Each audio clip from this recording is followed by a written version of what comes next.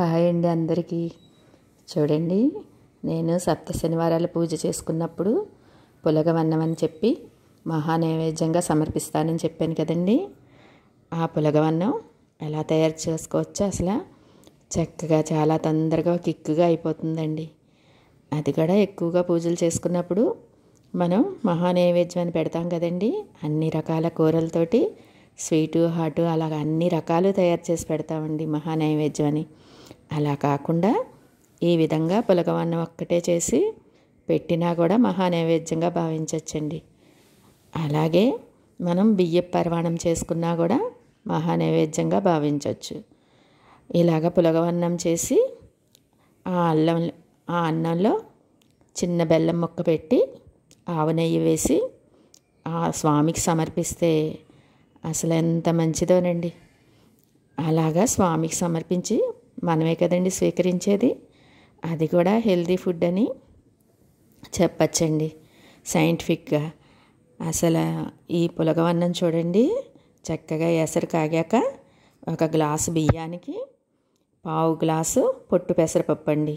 పొట్టుతో ఉన్న పెసరపప్పుని చక్కగా 1 గంట నానబెట్టేసుకుని దాన్ని కూడా ఎసరులో చేర్చేసి బాగా ఉడకనిచ్చి ఈ విధంగా ఉడికిన అన్నంలో ఉప్పు వేస్తామండి. అలాగే పసుపు వేసుకుంటాము. అలాగ పసుపు వేసి ఉప్పు వేసిన అన్నాన్ని వండిన పెసరపప్పు కానీ మనం మామూలుగా పెసరపప్పు అయినా వేసుకోవచ్చు, లేదా పొట్టు పెసరపప్పు వేస్తే ఇంకా మంచిదండి. చక్కగా ఈ విధంగా ఆ స్వామికి మహానైవేద్యంగా సమర్పించే ప్రసాదం ఎంత ప్రీతికరమైన ప్రసాదమోనండి. అలాగే మనం ఎప్పుడైనా సరే ఉపవాసం ఉన్నప్పుడు ఎక్కువగా మా అమ్మగారు శనివారాల పూట ఈ విధంగా ఆ స్వామికి ఈ ప్రసాదాన్ని సమర్పించేవారండి. పులగవన్నము, అలాగే పుట్నాల పొడి అని ఉంటుంది కదండి. పుట్నాల పొడి నేను మీకు లాస్ట్ వీడియోలో చూస్తే తెలుస్తుంది. అలాగా పుట్నాల పొడి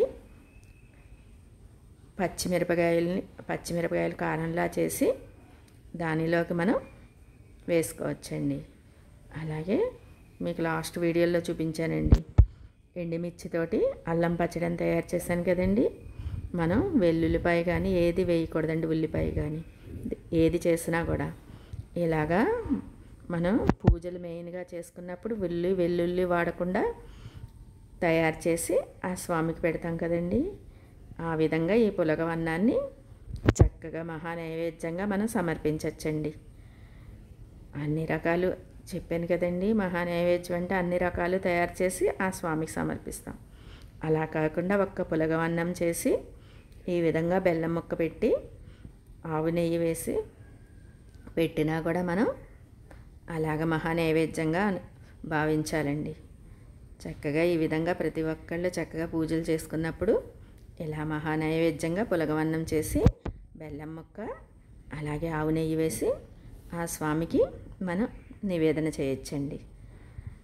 ఇదిగోండి, ఎప్పుడైనా సరే నేను కలువల ముగ్గులు పెడతానని చెప్తాను కదా, అది కూడా ఎక్కువ టైం కేటాయించాలనుకున్నప్పుడు ఇలాగ ఎక్కువ రేఖలుగా వేస్తానండి. అలా వేయడం వలన కొంచెం సమయం ఎక్కువ బట్టి మనకి ఎక్సర్సైజ్లా ఉంటుందండి.